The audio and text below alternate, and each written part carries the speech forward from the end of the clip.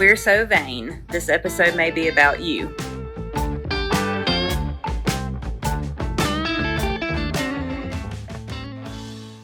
Welcome to our third episode of We're So Vain. Today, Dr. Schul will discuss what causes the symptoms of varicose veins. Well, thanks, Tara. So, what causes legs to have symptoms related to varicosities? In all honesty, we don't know. We think the principles are tied around two principles, and that is vein pressure that triggers some inflammatory changes. As you remember, going back to how veins function and how they become a problem in episode 1, we recognize that veins will dilate, and with that, backwards flow will create pressure in the veins, and with that, it creates a certain set of symptoms that we do recognize. What are typical patterns? If you're suffering from leg symptoms and you want to know whether or not they're related to your varicosities, there's a few things that we should recognize. Number one, when you wake up in the morning, the legs should be feeling pretty good while you're lying in bed. As you stand up, you may start to develop symptoms, but as the day progresses, vein symptoms tend to progress as the day progresses.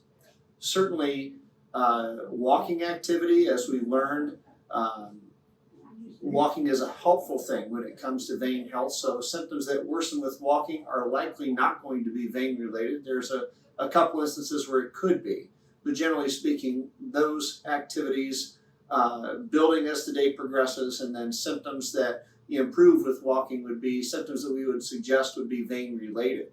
Now, what symptoms are typically associated with venous incompetence? Well, there's 5 important ones, and these were shown in a large randomized trial. And that's heaviness, aching, throbbing, swelling, and itching.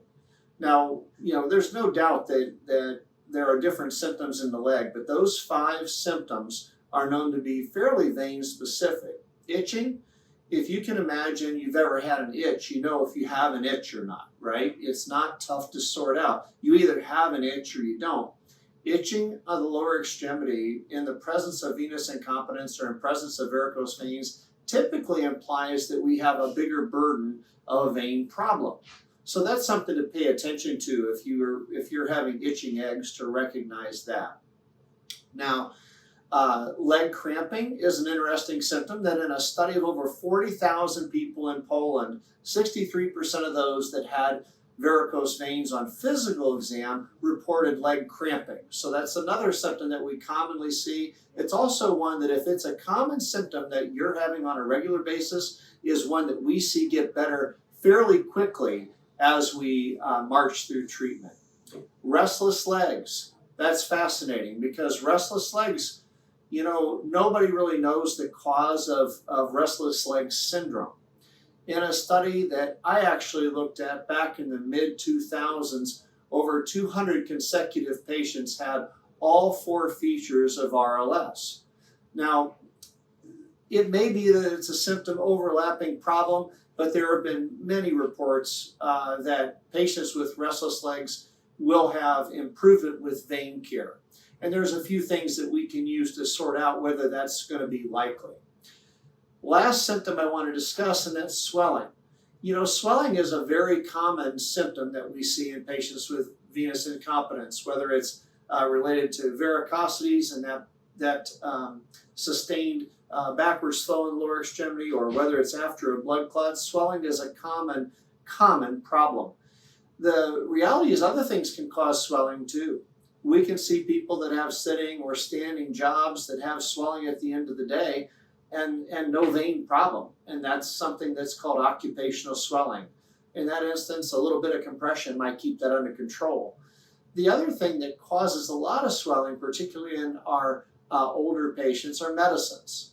Medicines, the 3 top ones that we see are gabapentin, Lyrica, and amlodipine. Amlodipine is a very common blood pressure medicine, and we see a lot of patients that have combined vein problems and they're on blood pressure medicines, or again, gabapentin. So when it's all said and done, we want to help sort out what symptoms are related to the veins and help patients understand if they have a vein problem, what symptoms we can expect will go away.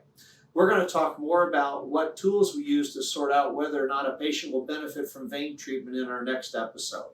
So thank you for your time.